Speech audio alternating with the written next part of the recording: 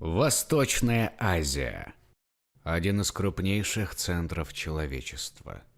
Именно в Восточной Азии возникли три крупных нации – китайская, корейская и японская.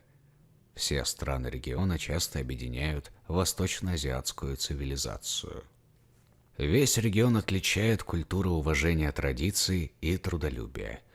В Восточной Азии существует 5 общепризнанных государств: Китайская Народная Республика, Монголия, Япония, КНДР и Республика Корея, а также частично признанная Китайская Республика, остров Тайвань и 2 зависимые от Китая территории – Гонконг и Макао. Во второй половине 20 века большинство этих стран совершили кто-то маленькое, а кто-то большое экономическое чудо, изменившее центры сил на всем земном шаре. Благодаря этому Восточная Азия – самая развитая часть всей Азии. О том, как и у кого это чудо произошло или не произошло, пойдет речь в этом видео. Начинаем!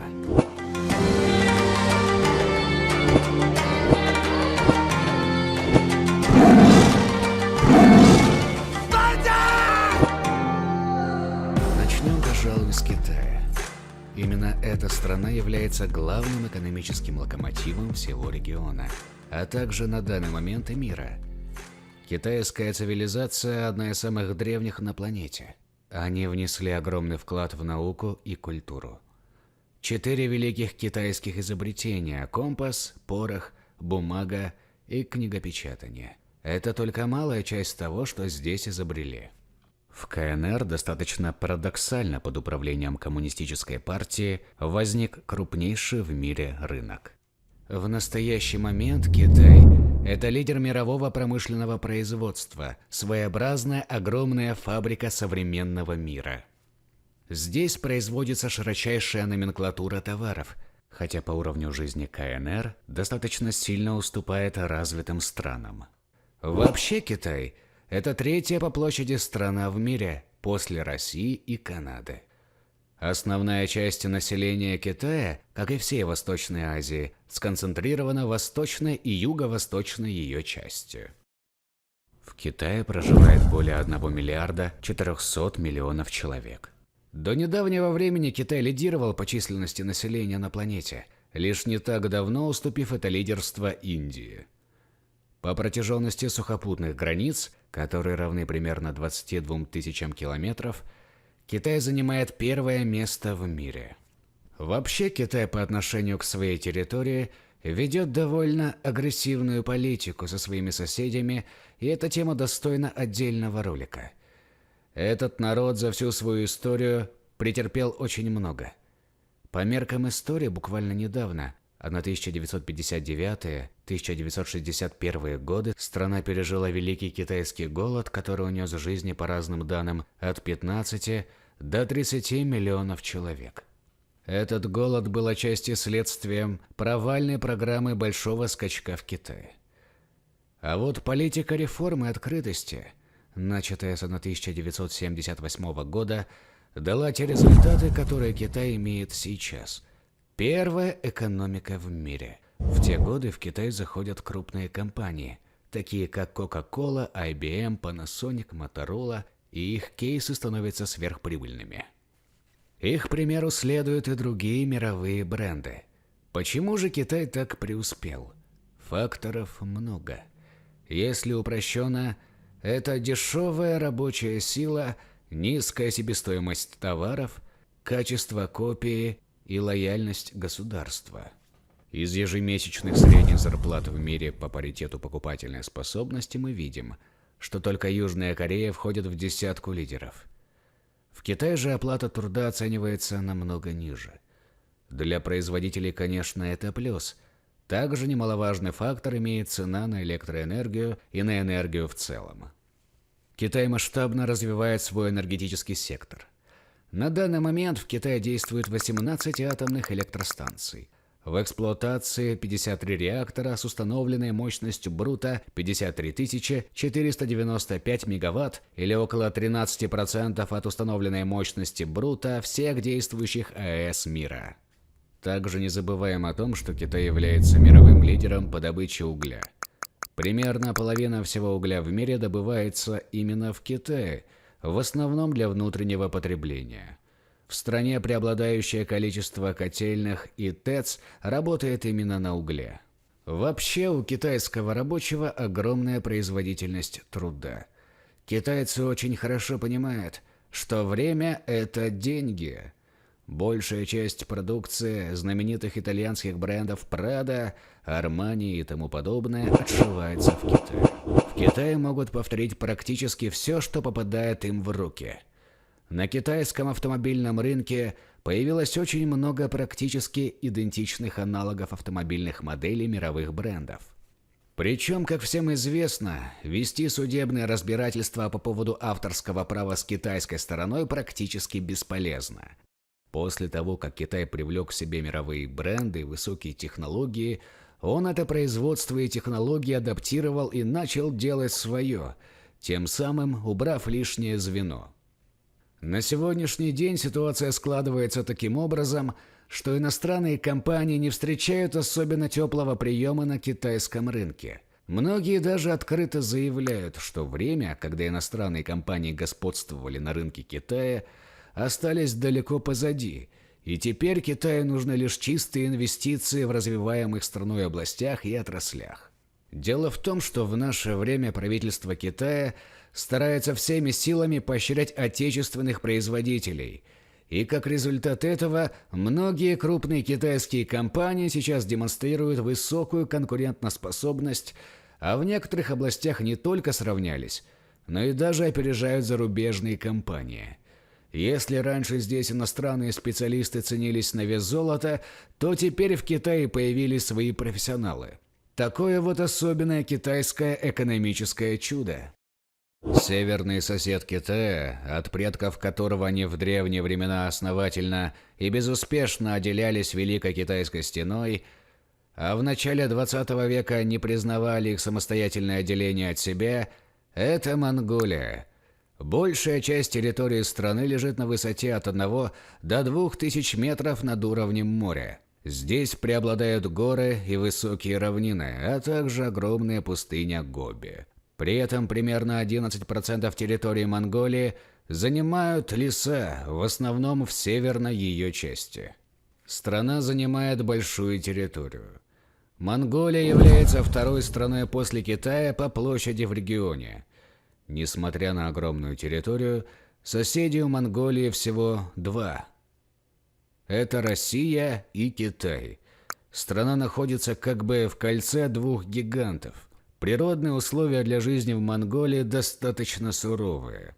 Численность населения по сравнению с другими странами региона самая маленькая. Несмотря на Синьхайскую революцию в 1911 году и ряда восстаний с поддержкой СССР по отделению Монголии от Китая, Монголию как суверенное государство, кроме СССР, признали остальные страны лишь после Второй мировой войны. После создания Китайской Народной Республики обе страны взаимно признали друг друга в 1949 году. Из всех стран Восточной Азии Монголия экономически наименее развита. На данный момент по ВВП в Восточной Азии Монголия занимает последнее место. Горнодобывающая, ведущая отрасль промышленности в стране, на долю которой приходится примерно 23% ВВП. Доля экспорта полезных ископаемых составляет примерно 80% от общего. Основную часть экспорта сырья Монголия направляет в Китай. В Азии во второй половине 20 века появились так называемые азиатские тигры. Страны, демонстрирующие очень высокие темпы экономического развития. Это Южная Корея, Гонконг, Тайвань и Сингапур. Сингапур относится к Юго-Восточной Азии, и мы поговорим о нем в другом выпуске. Три оставшиеся тигра, как и Япония, расположены на берегах Тихого океана. Притом Гонконг и Тайвань непосредственно связаны с Китаем. Самый главный азиатский тигр – это Республика Корея. Про Южную Корею невозможно говорить, не узнав, почему она стала южной и отделена от северной. Некогда единый народ, бывший долгое время колонией Японии, после, казалось бы, временного разделения Кореи между СССР и США в 1945 году, оказался разделен до нашего времени. После Второй мировой войны Корея должна была воссоединиться в цельное единое государство, но этому не суждено было случиться на фоне начавшейся холодной войны СССР-США. Стороны не смогли договориться между собой об условиях воссоединения двух опекаемых территорий в единое целое. Ведь фактически на территории Кореи образовалось два государства с принципиально разной идеологией. Последствия вылились в полномасштабную гражданскую войну в 1950 году в Корее, которая закончилась в 1953 году практически ничьей, но с огромными жертвами. Данные о жертвах в Корейской войне противоречивы. Общее число жертв этой войны доходит до 5 миллионов человек.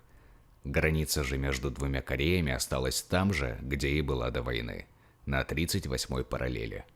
После гражданской войны Корея была разделена на две части – КНДР и Республику Корея, или Южная Корея. Первая на данный момент – одно из самых закрытых государств мира. Коммунистическая диктатура, которая делает опору в развитии на собственные силы, так называемой идеей Чучхэ. Страна почти не участвует в мировом разделении труда, а основной импорт, как и экспорт, происходит с Китаем. Экспорт КНДР в основном заключается в продаже сырья, черных, цветных и благородных металлов, а также других полезных ископаемых. Население КНДР около 23 миллионов человек, а в Южной Корее около 48 миллионов человек. То есть на относительно равных территориях по площади в Южной Корее живет в 2 раза больше людей, чем в Северной. Южная Корея на данный момент – это демократическое государство с развитой рыночной экономикой. Резкий скачок вверх южнокорейской экономики называют «чудо на реке Ханган». Со времен Корейской войны по 1961 год Южная Корея была в очень сильном упадке. В 1961 году в стране произошел государственный переворот, в результате которого к власти пришел генерал Пак Чун Хи. С 1962 года Корейская республика начала менять структуру экономики, переходя на экспортно-ориентированную. Опираясь на трудолюбивый, ответственный менталитет народа и низкую оплату труда, страна начала показывать серьезные темпы роста. Зарплата корейских рабочих на сборочных производствах, выпускавших электронику, в 1960-е годы была в 10 раз ниже американской, а производительность в 2,5 раза выше. Страна уверенно интегрировалась в мировую экономику. Конечно, не без помощи Японии и США. В наше время страна известна своей автомобильной и электронной промышленностью. Всемирно известны холдинги LG, Samsung, Deo, Hyundai, Kia. Южная Корея является лидером в отрасли судостроения с внушительной долей 45% от мирового рынка. Уровень жизни в Южной Корее очень сильно вырос в конце 20 века, и страна от одного из беднейших государств прочно вошла в группу развитых стран, экспортируя свои товары и услуги как конечный продукт, включая высокие технологии. Как мы помним, население Южной Кореи около 48 миллионов человек. С другой стороны, в Южной Корее в 2020 году была зафиксирована самая низкая рождаемость в мире. Суммарный коэффициент рождаемости составил 0,84. Из возрастно-половой пирамиды Южной Кореи можно отчетливо увидеть, как постарело ее население. На данный момент количество новорожденных детей в Южной Корее сопоставимо с количеством старых людей 75-80-летнего возраста. Корейская молодежь в наше время не спешит обзаводиться семьей, а больше хочет построить карьеру, где дети – это серьезная помеха. Данная ситуация грозит в дальнейшем демографическим кризисом, если правительство страны кардинально не вмешается в эту ситуацию для поддержания естественного прироста населения. В Китае, кстати, тоже государственная политика «одна семья, один ребенок» дала свои плоды, и теперь население в Китае так же, как и в Южной Корее, состаривается. Второй азиатский тигр – это Китайская республика, которая расположена на острове Тайвань. Она возникла после поражения войск Чан Кайши и партии Коминтань в гражданской войне в 1949 году в Китае. Проигравшая сторона была вынуждена эвакуироваться на Тайвань. Остров был объявлен территорией Китайской республики. По настоящее время фактически это независимое государство. Население Тайваня около 22 миллионов человек. Китайская республика – высокоразвитое государство, в котором производится значительная часть полупроводников мира и треть мирового производства ноутбуков, 21% мирового производства микросхем. Последние 30 лет страна устойчивое демократическое государство, хотя и ограниченно признанное. Его частично признали некоторые небольшие страны. Китай же считает Тайвань одной из своих провинций и очень болезненно относится к данному вопросу. Наверное, вы слышали крылатую фразу «последнее китайское предупреждение». А ведь она несет под собой реальное военное предупреждение, которое Китайская Народная Республика объявляла США за все нарушения своего воздушного и водного пространства. Например, в апреле 1962 года американский боевой корабль в течение недели патрулировал территорию Тайваня, и за это время Китай сделал 3 серьезных военных предупреждения по поводу вторжения в его территориальные воды. Поскольку в те годы нарушения со стороны США китайского воздушного и водного пространства, особенно в районе Тайваньского пролива, были нередки, то и нумерация предупреждений зашкаливала за многие сотни. Точное количество сделанных Китаем предупреждений оценить сложно. Известно, что только к концу 1964 года их было более 900. Вопреки расхожему мнению, США не признают Тайвань отдельным независимым государством. Изменили они свое решение в 1979 году. Пекин занял принципиальную позицию. Если кто-то признает Тайвань, КНР разрывает с этим государством дипломатические отношения. Встал выбор между влиятельным недругом и невлиятельным другом. США выбрали первого. Хотя фактически Тайвань – это отдельная страна со своей валютой, конституцией и правительством. Китай сменил риторику с позиции силы на экономические отношения. В наше время Китай и Тайвань неразрывно связаны между собой в экономическом плане, продовольственном секторе и в других отраслях. Сотрудничество взаимовыгодное, и никто друг от друга закрываться не намерен. Навряд ли КНР в наше время решится на силовой вариант подавления суверенитета Тайваня, если не произойдет что-то из ряда вон выходящее. Например, официальное признание США суверенитета Тайваня. К тайваньскому экономическому чуду основательно приложила руку США. С помощью штатов Тайвань создал мощную промышленную инфраструктуру, коммуникации и развил систему образования. Было создано несколько правительственных органов, а также приняты 4-летние планы. В 1959 году была принята программа экономических и финансовых реформ, предусматривавшая либерализацию рыночного контроля, стимулирование экспорта и разработку стратегии привлечения иностранных компаний и иностранного капитала. В период с 1952 по 1982 год экономический рост составлял в среднем 8,7%, а в период с 1983 по 1986 год 6,9%. В 1952 году валовой национальный продукт Тайваня на душу населения составлял $170, сопоставимый с экономикой Демократической Республики Конго. Но к 2021 году ВВП Тайваня на душу населения, скорректированный на паритет покупательной способности, вырос до $62 527 США, что примерно составляет или превышает некоторые развитые западноевропейские экономики и Японию.